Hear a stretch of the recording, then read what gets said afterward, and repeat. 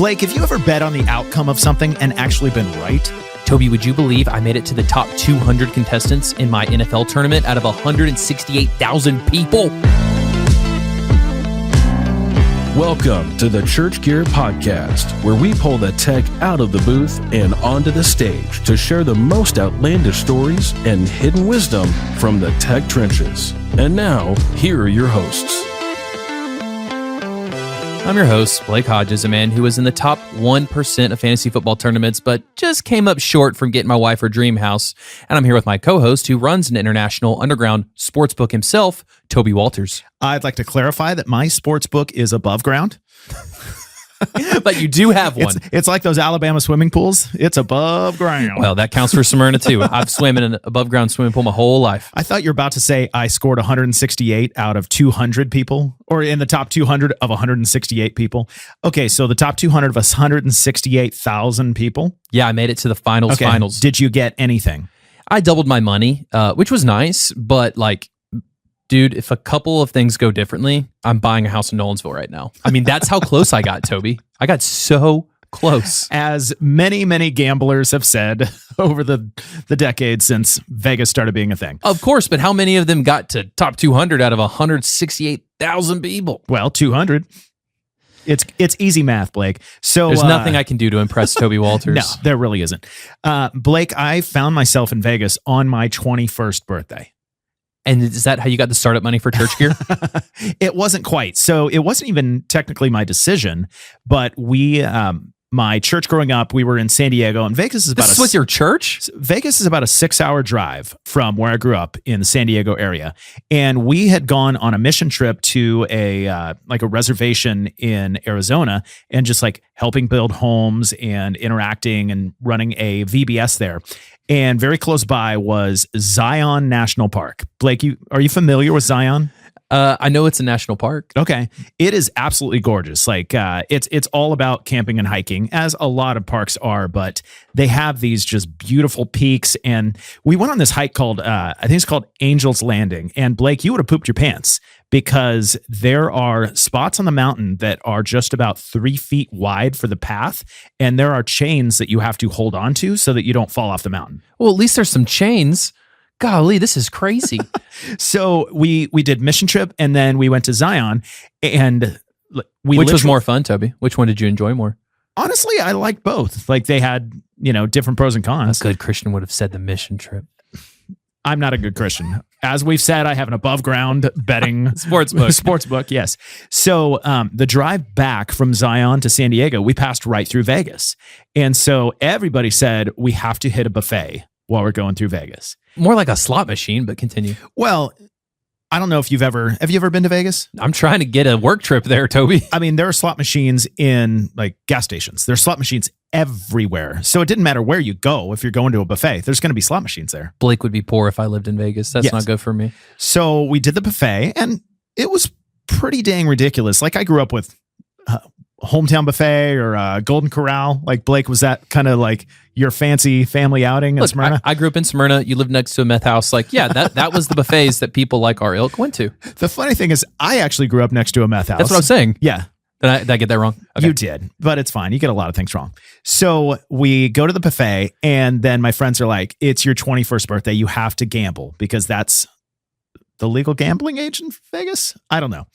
But anyways, I found myself in Vegas on my 21st birthday with my youth group encouraging me to gamble. And so I put $2 in a slot machine and I won $5.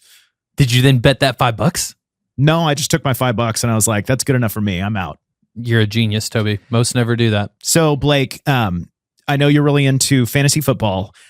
We're not to the Super Bowl yet. I'm sure this is going to come out later, so it'll be fun for our listeners to, hear our predictions. So do you want to place some fake money on the Super Bowl? What I want to place is my told you so gotcha on your head, because an episode that we recorded last summer or something, you were trying to say a bad NFL team that your son had referenced, and he was like, the Giants or the Commanders. And when I was prepping that episode, I think we were 5-2 or something. I was like, tech freaking yeah. I don't know, man. I think the Commanders can beat the Eagles at this point, but can anybody beat the Kansas City refs? I don't know. I think it will be a Commanders Chiefs Super Bowl, but That's just my, look, my heart is involved at this point. Yeah, I think, I'm sure the bruisers are going to come for us, like saying that the fix is in, but it sure seems like the NFL likes the Chiefs as well as does everybody else that doesn't have a specific team. We're all just rooting for the Chiefs, and there's just so much money in it. It's going to be tough to beat the Chiefs. Oh, you're rooting for the Chiefs? No, we're all rooting against them because we're sick of the dynasty. They're the new Patriots. I'm just saying that everybody who's not for a team is just going to be for the Chiefs. Oh, dude, you got this wrong. The beat on the internet, sports Twitter, is now we all want the Chiefs to lose. And It's natural because they're the number one. But that's your girl's team, Miss Swift. Yeah, that's my girl, but you know who my main girl is? The Commanders, Toby. That's my main girl. Okay, so your prediction for who's going to win the Super Bowl is? The Kansas City Refs. Okay. I still think they're going to win. That's why I'm putting all my money on them. And I'm going to say the Bills are going to win. I'm going to go with the dark horse right now and say the Bills are going to beat the Chiefs in the AFC Finals and go on to win. Okay. But you know who I really think would win all of them? I think the Ryan Fullers, the live video director at Central Church in Las Vegas, the Ryan Fullers football team joining us today and in the NFL. Ryan, are you ready to play against the Chiefs? Like you said, I don't have a football team, but I'm voting for the Chiefs. I'm just a Patty Mahomes fan. Yep. I like Tom Brady with the Patriots. I want to see the dynasty happen, so I want to see them just keep winning. See, I told you, Blake. I don't know why, but that's what's exciting for me. And I also want to put a lot of money down on that being one of your worst transitions of all time, introducing Ryan. Oh, dude, I thought that was one of my best. Nice try. Ryan, if you like Tom Brady, man, you need to watch the ESPN documentary that they did where they go through every Super Bowl of his, like one episode at a time. It's phenomenal. Is it? Yes, you'll love it. And I've got to say, I did not like Tom Brady and the Patriots. I was sick of the dynasty. I wanted them to lose. But for some reasons, I like Pat Mahomes. They're different people, but I don't know. I'm caught up in the bandwagon. So you two are dynasty guys. That's what I'm hearing. I want to see history happen. Yeah. Okay. Well, let's make some history on the Church Gear podcast. Let's get, first recording of the new year here, technically, no matter when this came out. Let's see if we can get this lie right. Yes. Number 1 on 5 Truths and a Lie, our weekly game where we introduce the guests and get to know a little about them while they also try to fool us. Number 1, I did high school broadcast. Number 2, I played high school baseball. Is he still in high school right now, Toby? He said played in the past tense, so maybe he just graduated. That could have been junior year. He does have a very young looking face, so we'll find out. That's where I was going. Yeah. Number 3, he attended college. See, that's a lie because he's still in high school. Number 4, he's been at Central for 11 years. He started when he was in the preschool ministry. Yes. Number 5, dog training was a side hustle / fun thing to do. I wonder if he could train you. You're more of a cat, though. That's the problem. 100%. The funny thing is, in your personality, you're a total golden retriever, but you're a cat person when it comes to pets. I think people haven't realized you can train a pet. You can train a cat to be like a good dog. All right. But it goes to the bathroom without you have to take it outside. Okay. Number 6, I take Call of Duty ranked way too serious. We're locking in lies, but I'm locking that in as a truth. Okay. This is a Call of Duty guy. He's got the chair and everything. I'm going to say the lie is dog training as a side hustle / fun thing to do because training dogs is scary and non-fun. Okay. And I'm going to go with the college. I'm going to say that he just went straight into production because, he started in preschool and it was just an obvious career. He didn't need college. Crap. Let's find out. You're probably right. All right, we're locked in, Ryan. College is the lie. Dang it. It's a good thing I didn't bet all my money on this game. And it'd be fascinating to know who actually won the Super Bowl. So if our listeners, if I'm 2 for 2 and the Bills have won the Super Bowl, you might want to start calling me for life advice. Yes, and if the Commanders won, then I get 50% of Church Gear's debt or 100% of it. You can have 100% of it, Blake. Yes. Yes. Okay, Ryan. So was I correct in the reason you didn't go to college? Yep, absolutely. So I'm actually 29. I'm not in preschool, not in high school. Just turned 29 earlier this week. And kind of like right out of high school, I was just like, I don't know what I want to do. I did high school broadcast, so I kind of had like an idea of just like new stuff. And funny enough, one of our lighting guys to this day, I grew up with him. And my mom was like, hey, is that PJ? I was like, no. And she's like, yeah, it is. You're going to go start serving. And I legit ran out of the building and like waited by her car. And she comes back just with like an email address. So I end up emailing everybody. And this is like mid 2014, my senior year. and they respond back saying like, hey, come on in. And that's when I met the director at the time. He ended up leaving 6 months later, and they didn't fill the spot with anything. So I started an internship, and I kind of just was like, I want to do this. Like, how do I get here? I ended up building some like pro video server racks back in the day for like other locations. And they're like, okay, like you might be able to do this. I was like, I want to start directing, and no one else was there to do it. So they kind of just said, here's the keys, have fun. And that's really how I started at Central and never looked back. Okay. So are you pre Adam Taylor then? I have him beat by 6 months. Yes. No one knows that, but I do. You should make sure everyone knows that. Yeah. Do you want to like, lord it over him that you really run the show there?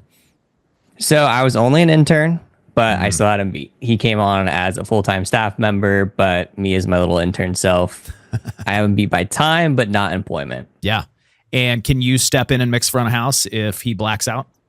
I've done it twice. I don't mix it. I run his faders. Oh, there you go. I have snapshots for everything. I make sure it's done. Or maybe he runs your faders. Hot take, I don't think he can direct video. Oh, wow. Yes. He's really going for it here. Uh-huh. You got to put your boss I on love notice. him, but he says he can. I don't think he can. He's got a beautiful set of ears, but, his visual intuitiveness just isn't the same. Are they beautiful not his thing. because he got them from 64 Audio, or? There you go. Nice product placement, Blake. I like that. It's not if you tell people, Toby. That's cute. Okay, so you only just look super young, but you said you're 29, even though you're younger than Blake and way more accomplished. So is everybody. Give us a quick snapshot. So, you started interning in high school. What else has gone on the last 11 years if you've done production? So I kind of like never did anything else before like high school.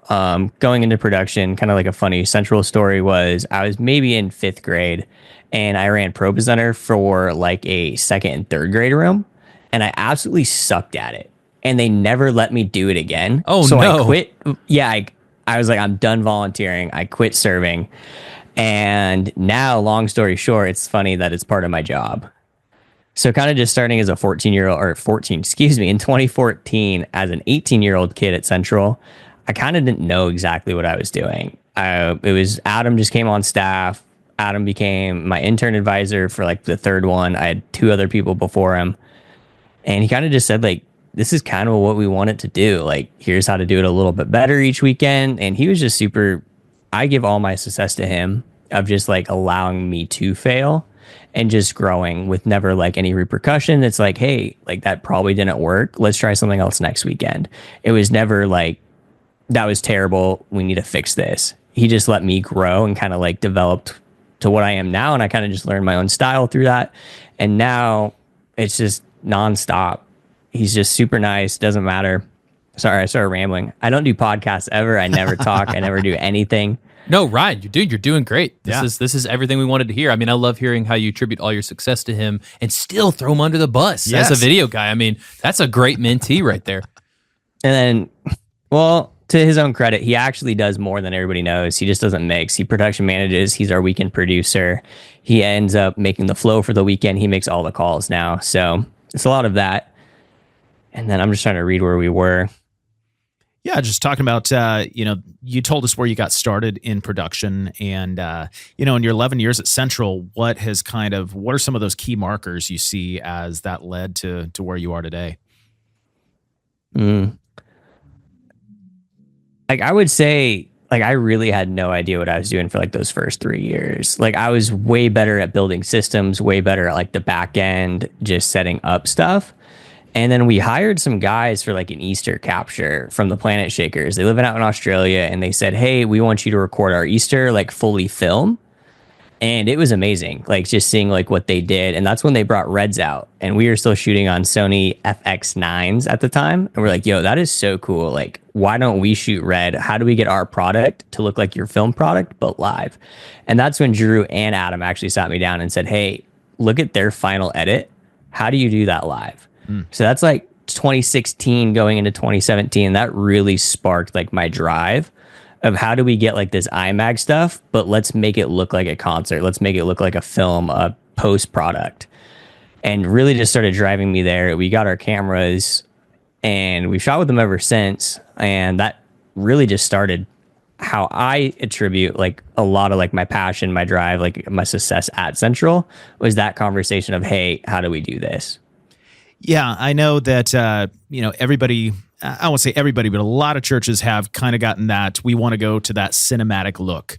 When you guys made that transition, do you know of other churches that had already made that change that were kind of on the cutting edge of that? Who else were you watching to see what they were doing? So this will kind of go into another topic. I don't watch church stuff. I really don't. I don't Sorry, watch Brad ours. Bramer. No one's. I don't watch ours. I don't watch Elevation. Like no, like crap talk to any of them. But like I'm like, let's look at like what the industry leading pros are doing. And that's kind of what I'll talk about at the end of just like encouragement. Go watch Amazon Music. Go watch HBO Music. Go watch Vivo. Those are the guys leading the production. And if you want to base your video off something, you probably want to do that. I feel like other church people kind of just pick up like one other church and then it just starts a trend of like, oh, let's do that church. Let's do that church. No, like be yourself. Figure out what you want to do. Don't allow other churches to like limitate yourself. Yeah. I love that. There's kind of this legend around Central, what you guys do, and you do it big. And can you talk to us kind of, some of the philosophy at Central of how you guys do worship production? Like, what's your motivation? What's your intention for the Sunday worship experience? Yeah, so I'll kind of talk about how it was and kind of where we're leaning now. We're kind of in like a culture shift. I don't know if that's the correct way to say it, but we're having some different thoughts. So kind of like we're in Vegas. We have to deal with clubs downtown, this stuff, drugs, alcohol. Youth groups coming to gamble for the first time. Yeah. Who would do that? Our kids probably do that. I'm not going to lie, but you didn't hear it from me. But like we have all this competitive stuff down on the strip. We're probably 15, 20 minutes actually from the strip if you like were to drive to our Henderson location. And it's like all that buzz is down there. How do you fight the buzz inside the church world? It has to be fun. It has to be exciting. So we kind of like, we have a big room. This is way before me, but like the production was there. Like we have big lights, big stage, big sound. And that's what's entertained a lot of people. And our age group now, it's like the 19-year-olds to like 29-year-olds. That's like that threshold where we see the most come in. And then we still have the people that linger on throughout that. And then we still have the 70-plus crew that love the place. But it's just trying to figure out how to create an opening environment that's engaging to people with being in Vegas. So that's a lot of the stuff. Like we try to almost simulate something like a show-wise, you could say, bring people in with our worship. And now kind of culture shifting is we just met with everybody about message. And Judd was saying like, hey, like our message isn't terrible, but how do we improve it for locations? We actually went to CCV, saw their motto of how simple it was. It's a tight shot and a wide shot for scriptures, and their background's clear. Like we would always do like big sets on stage, like drums everywhere, backline everywhere. And now Pastor Judd's just like, hey, I want it clean. So now we're really taking our worship a step back and just trying to simplify it and really trying to push his teaching more and think about that as the number one instead of like this big worship experience. Because it's not worship that gets people to follow Jesus. Yes, there is a little bit, but it's actual Pastor Judd's message, talking to them, leading to Jesus, and then doing the prayer. So tell me, Ryan, with such a mix of having 19 to 29-year-olds and then the 70-year-old lifers, how on earth are you guys doing it big and keeping both parties happy? I'm fascinated. It's funny. I was actually at front of house, like doing some lighting stuff, and I kind of heard people like about Christmas, and it's like they're catering to like these young kids. It was too loud at Christmas, but then I kind of heard about it. They're like, well, like this older couple said, that's who's coming to church. Like we need to be accepting of that. Hey, think about it as we know Jesus. He's our Lord and Savior. We know we're going to heaven. These young kids don't. So how do we get them in there? And let's set ourselves aside to be able to do that. So I just thought that was really cool, like those elderly people. And I was like, that's a really good moment. Yeah, I would slow clap if it was good for audio. That's an amazing generation. Yeah. So, and then like the older people there too, like they just know this is the normal. Unfortunately, sometimes they might complain, but we have an amazing like auditorium team. If it is too loud, we kind of sit people around the room where it might be a little quieter. The subs might not hit as much, but we try to be accommodating. Yeah. So I've seen photos recently online. You guys are doing a video upgrade. You're going from red to Canon. It kind of feels like people are going to ask, well, why are you going from a Mercedes to a Lexus? Can you tell us, what are you guys doing and what is the intention there? So 9-8 years ago, we got red Scarlet W's. And we were still using photography lenses. We got cool camera bodies that look good, but we didn't get good lenses. And that's kind of what drove us. Like, Canon ended up being very generous and they gave us lenses for a Christmas a year ago. And we're like, okay, this is game changing. This is really like, we should have done this years ago, no doubt.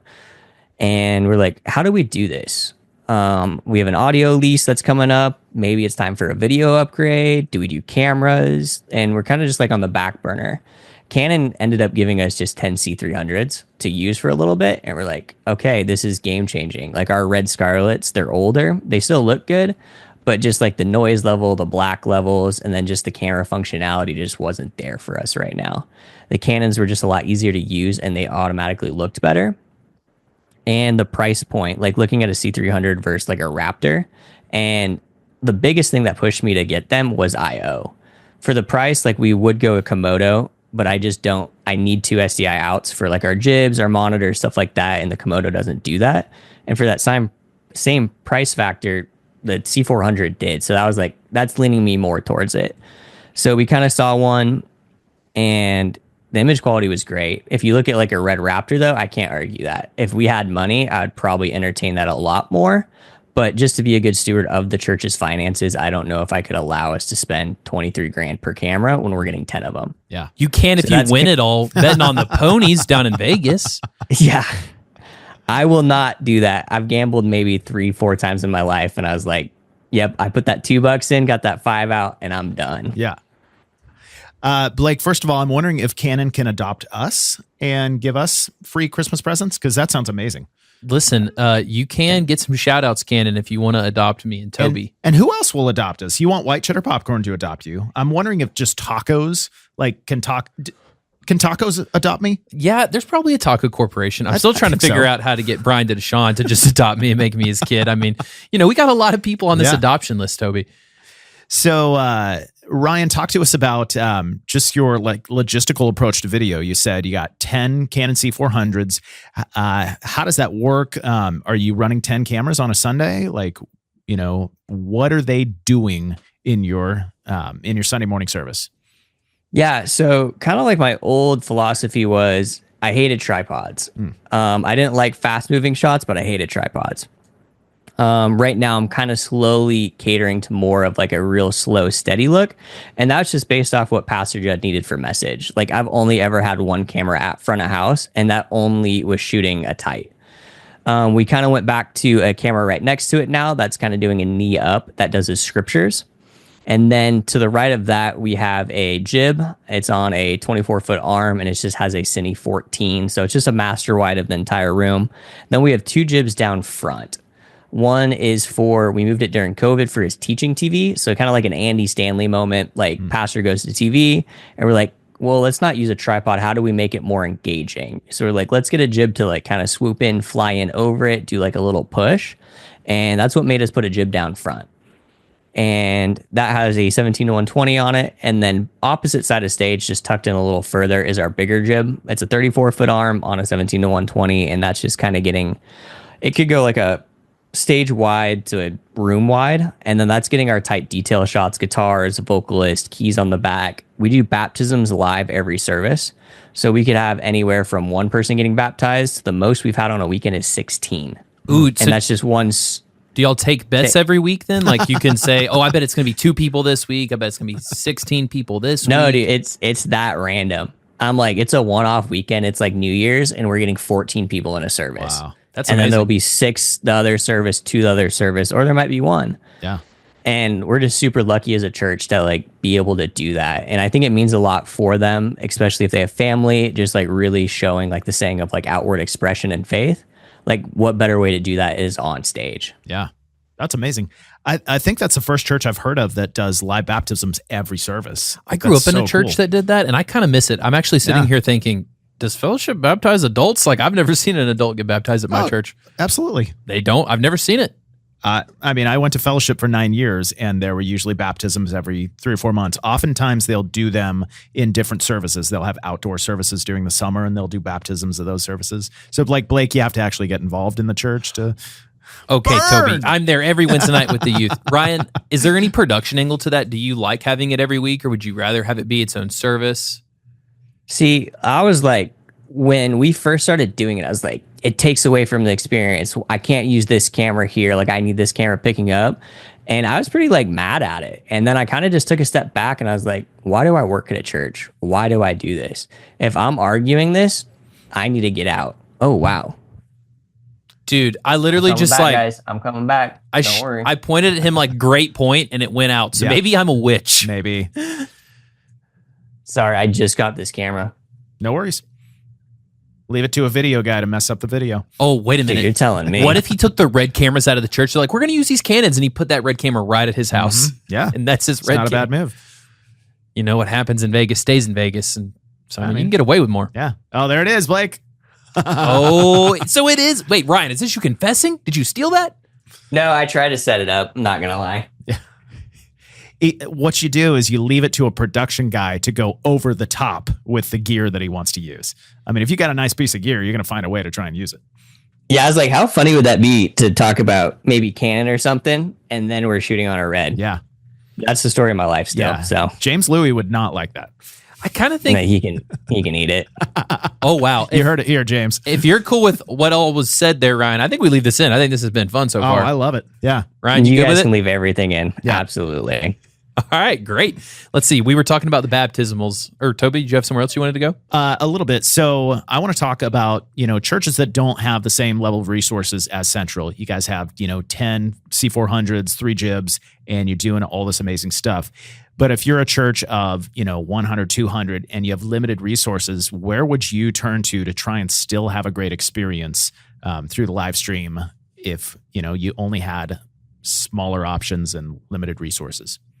And that's a great question too. I would really ask to see, like, if you're streaming, if you're a church of 200, 300, what is your stream doing for you?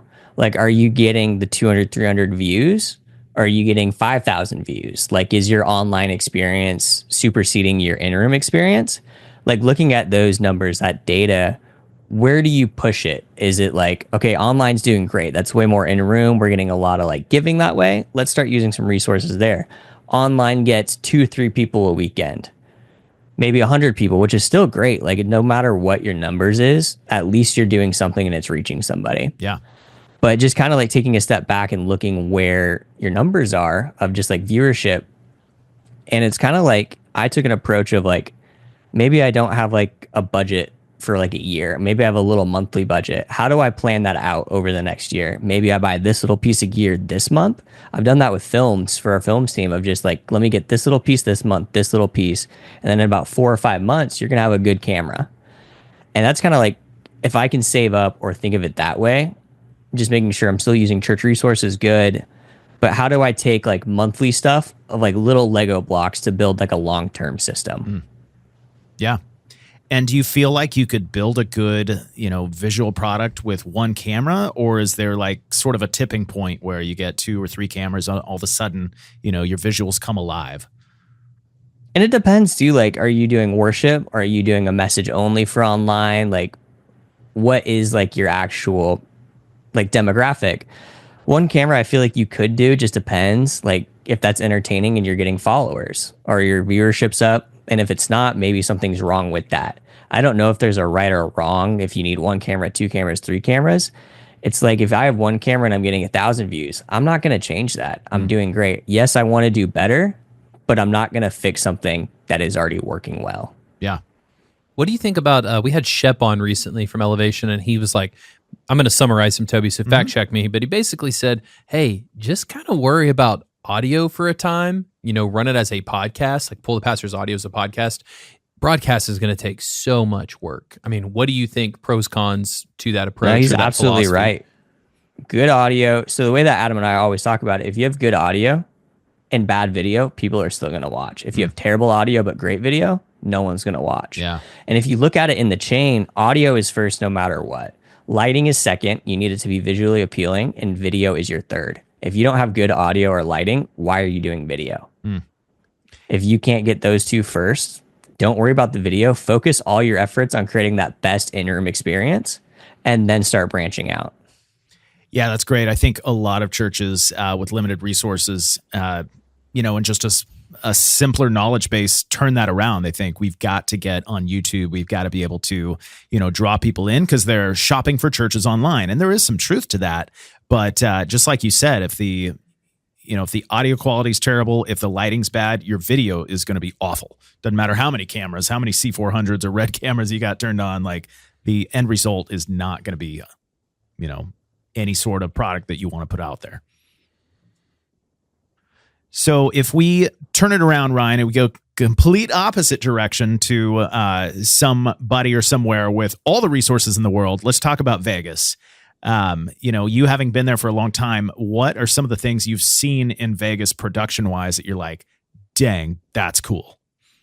What really gets me is big lighting designs. Like if we have an entire 60, 70, just 100 movers just like on a wall, just big set, that's what really draws me in. And that's something I wish I could always do in production. I wish we could have our room just have an entire array. Some other really cool stuff is like Dolby Live, just like the 3D immersive audio. Seeing a couple of shows like a Bruno there, a Katy Perry there. Like for me, I can't tell you good audio, but I can tell you when it sounds really bad. But like going into there, just like seeing like the difference on how that stuff's done, I'm like, that's cool. But and to live in Vegas and get to see all those shows, Yeah. like that's amazing. It's kind of a production mecca, it feels like. And that's what like Adam takes a lot of stuff too. Like he'll agree with me. Like doesn't matter what other churches are doing. Let's look at the industry like professionals. Let's go look at Bruno. Let's go look at Taylor Swift. What are they doing? Like why are so many people coming to them? Yeah. And let's take something away from their production. But growing up in Vegas too, like that's never really entertained me. I don't know why. Like it's cool to go out if like I can get some tickets with friends, but I'm not a big concert guy. Yeah. And is the Sphere in person as mind-bending as we all assume it is? And have you been inside to see that? I've done one thing with them, or not done one thing. Been there once. Adam got us tickets. We were at the Skylark Boys, and it was like the Earth thing where it flies through the Earth and like shows different stuff. And I was like, that was actually really cool, like just how immersive it is. But I'm like, I don't know if I'm gonna go back. Like there was a U2 concert that we almost went to. We had a friend in town that really likes it, and I was like, is it really worth it? Yeah. It's like, I don't know. I can't give you an answer. Blake, I think we're just going to have to go find out at some point to get to the bottom of this. Hopefully the Sphere will adopt us and just for Christmas invite us out. Don't worry, Toby. I slid it into my marketing budget that I think they didn't know what it was called. We're good to go, man. There you go. So Ryan, with 10 cameras on a Sunday and 3 jibs, and you don't like tripods, I assume you've got to build a pretty robust team to make all this happen. Like, what's kind of your philosophy? How do you build a team at Central? How do you pour into your volunteers? What are you guys doing there to build a healthy base? Yeah, so I'll kind of just talk about like what a normal weekend is, and then I'll go into the team building. We have a camera one, so think of just a tripod, tight shot, and we're just really focused on message. She is a contract labor, so she just gets paid per week based on when she is here, stuff like that. And that's always 1 or 2 people rotating in and out. We found a really good success in that of just, especially with us having a vertical runway, it's not left and right tracking. You're also having your subject come to you. So like a lot of different focus pulling. It is way more complicated than it should be. So we just said, hey, we need somebody that's consistent. Let's give them a little bit of cash just so they care a little more. And I have one other guy. His name's Eli. He runs our cable cam. He helps me camera prep, just set up on the weekend. And those are the only 2 contractors I hire on a weekend. The rest are all volunteers. I have volunteers ranging from 12-year-olds all the way to 65-year-olds. I actually just got into it. One of my friends posted like a thing of like one of our 12-year-olds running jib on like behind the broadcast Instagram, and I saw like how many people hate that, and I'm like, why? It's like kids shouldn't be doing that in a gym or a church. Like, what a liability, him running gym. And I'm like, all the kid does is love church. His dad has served longer than me. His dad's been there 15, 20 years. He grew up into it. And I told his dad, and like, I showed him like all these people hating on it. And he goes, why would I not want my son to come to church? He's more excited to come here than I am. And it's just like having the heart behind that. And kind of just like volunteer building is just like go out, meet people, like actually ask people what they want to do, who they are. Our team volunteer structure is we get a lot of vocalists. Everybody wants to sing on stage. And I kind of much just tell them like, hey, if you want to sing on stage, that's your end goal. We will get you there, but we actually start everybody on our stage team. All that does is we get to see who you are. You get to see who we are. We get to see if you're going to work out in the long run. If you just want to say it simply like that, we get to see your heart for the church, just how much you want to actually serve. Or do you just want to go on stage because you want to be on stage and people to see you? So any volunteer that comes on our team, they start on our stage team. And they're holding a curtain open. They're stocking the green room. They're pushing a podium out. Yes, it sucks, but I'm just honest with them. And I'm like, just give us a couple of weeks. Just stick with us. And I promise it's going to work out for you. And same for me on camera. I have one camera that everybody starts on. It's camera 7. It's literally right now, all it's doing is stage wides to like a medium push, in and out. And I'm like, I know it sucks, but I'm going to make this sound like the coolest thing that you've ever done. I'm going to hype it up, be like so exciting. Like, you're going to do this. It's going to be amazing. But hey, when you watch in rehearsal, find something else. What do you want to do after that? Where do you want to go? Do you want to do this camera? Do you want to do that camera? And kind of talking to them, they're like, okay, I really want to do camera 5. It's our downstage dolly. I was like, perfect. Let's get you there. I'm going to start you on camera 7 first. How does that sound to you? And they're like, I love it. So it's just kind of like figuring out, is that person here for them? Do they actually want to serve the church? Stuff like that. And it's just like taking the time to just make people feel like they're important. Like, hey, how are you?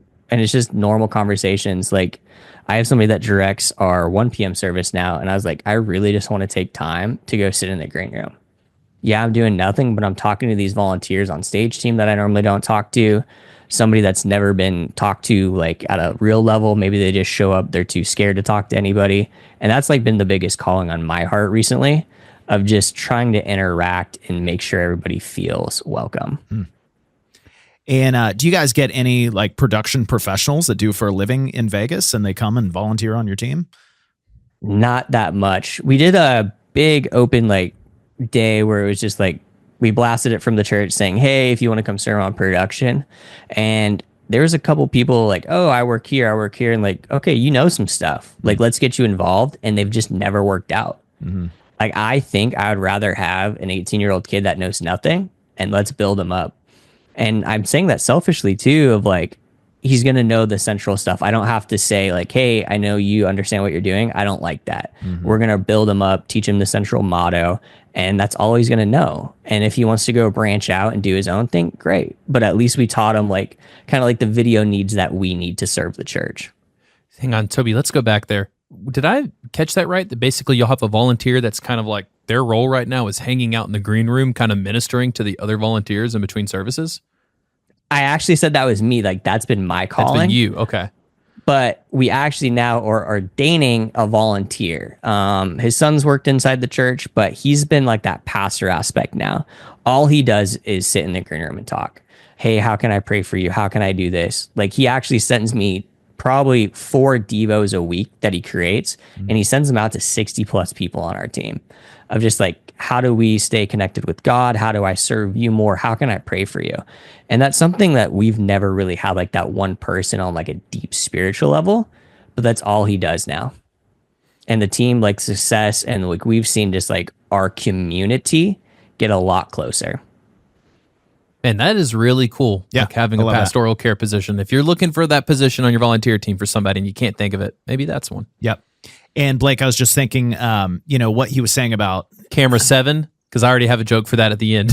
No, I was thinking, he has professionals that occasionally will volunteer, but he almost prefers somebody that doesn't know anything so he can teach them the central way of doing things. It's kind of like why I hired you with zero knowledge of marketing or podcasting or brand building. So I could teach you the church gear way. And you said it to me just like he did about Camera 7. Look, I know this is going to suck, but I'm going to hype it up and make it sound awesome for you. That's right. Oh, Blake, speaking of disasters like your face, do you want to Let's- tee him up for a disaster story? Ryan, hit us with the moment where everything went wrong and you felt that pit in your stomach that every production person lives to never feel.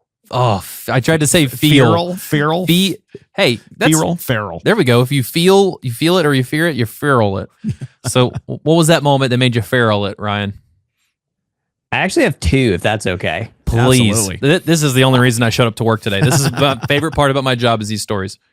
I guess I'll start with the easy one. So during COVID, nobody was in a room. We captured service. So it was pre-recorded worship, pre-recorded message. We would do worship one day, message on the other day. Say it was a Tuesday and a Wednesday. After capture, I would stay home and play it back at home on the weekends. Like I didn't need to be there. It was all live to tape. I remember watching the experience and I knew we're an offering moment, and it's actually Pastor Judd. So our speaking pastor, the face of Central, doing the offering, and my phone just started getting calls one after another, just boom, boom, boom, boom. Like I couldn't answer.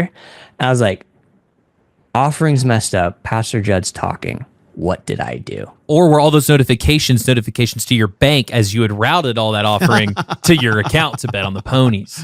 I didn't watch it through, and he actually messed up and said, hey, let's start that over. And I kept that in live. Whoops. Was there anything bad or? No, he just said, hey, I messed that up. Let's start again. Hey, what's up, Central Family? Stuff like that. Nothing bad. Praise the Lord. But I just remember Pastor Judd never said a word to me. He came in the next weekend just smiling in the control room, and his wife Lori's there, and she's just looking at me like, yeah, that was funny, but let's not do it again. But they never said anything. A couple weeks later, Pastor Judd is recording offering again. I'm in like the other room, and he messes up and he goes, hey, Ryan, don't put that one in again, and then starts again.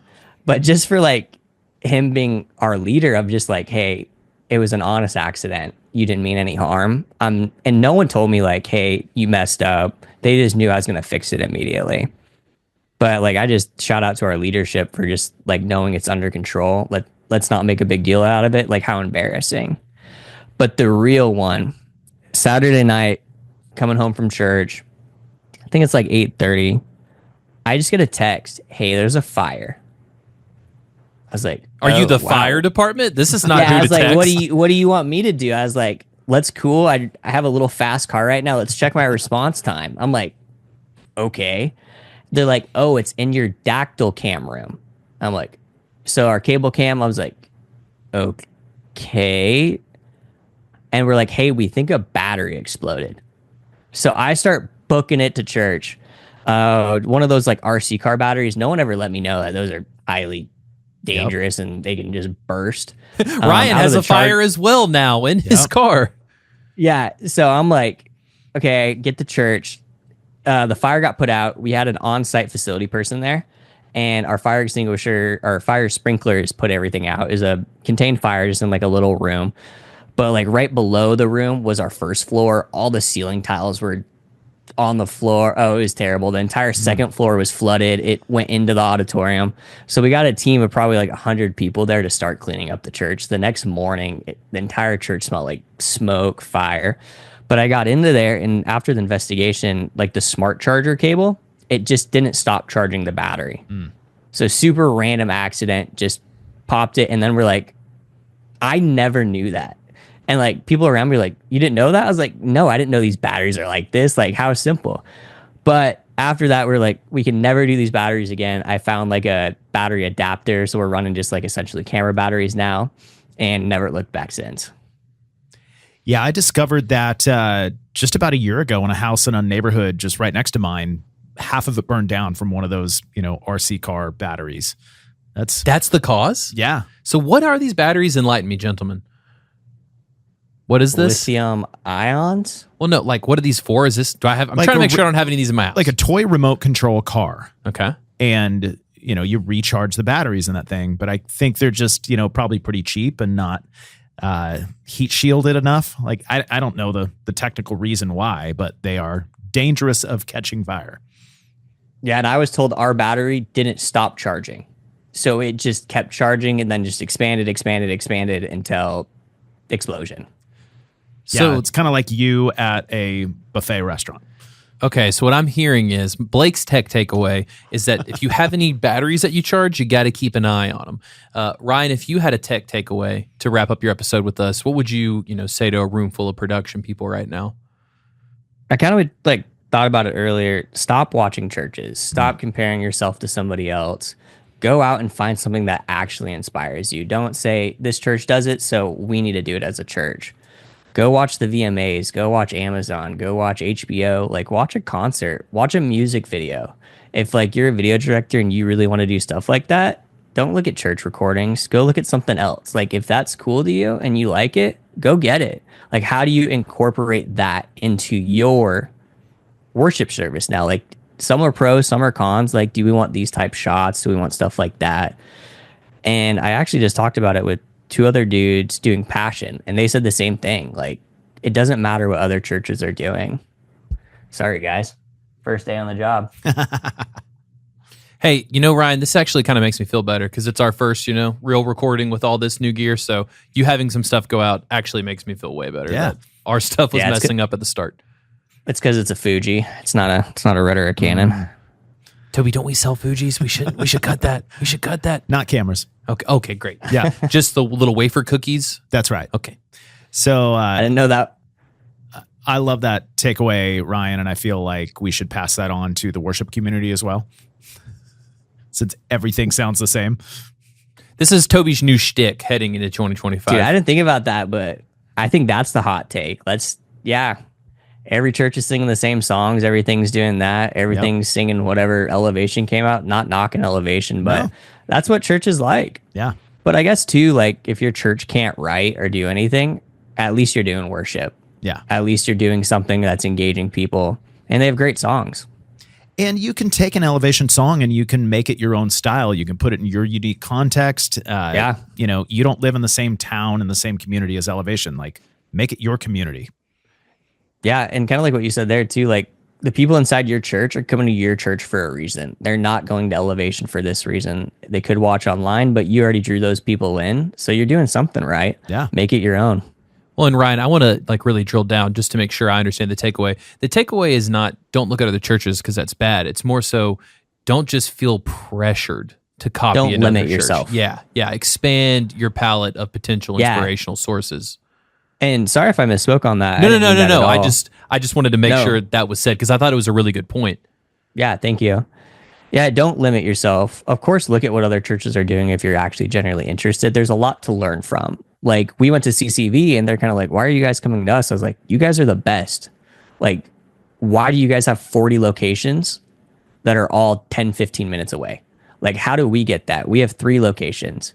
But I'm our online is nowhere where your guys' is. And your pastor teaching, it's so simple. Why did we not think of that? Why are we trying to shoot online, show wide shot here, show this camera here, do a multicam of Judd? And Pastor Judd was just hey, I want 2 cameras. I want a tight shot. And then when you guys show scriptures, I want it here. And then occasionally if he uses TV, use this other camera, keep it simple. And that's kind of something I was taught, keep it simple, stupid. Don't overdo it. And it's just thinking that way now, it's allowed us, I feel to grow.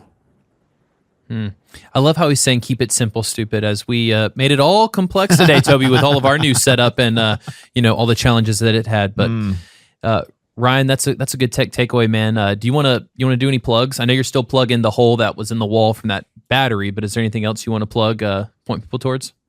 Nope, that is it. I just want to say thank you guys so much for having me. I don't do podcasts. I don't do a lot of anything social media. I'm kind of that hidden person, just that mole rat. But it was actually really fun. I just wanted to say thank you guys for reaching out. Ryan just called himself a mole rat. Now, Ryan, you and I are the same generation. Did you watch Kim Possible? No. There's a good naked mole rat joke there, but never mind, alas. Okay, well, thanks for joining us, man. Thank you guys so much for having me. Thanks for hanging out with us.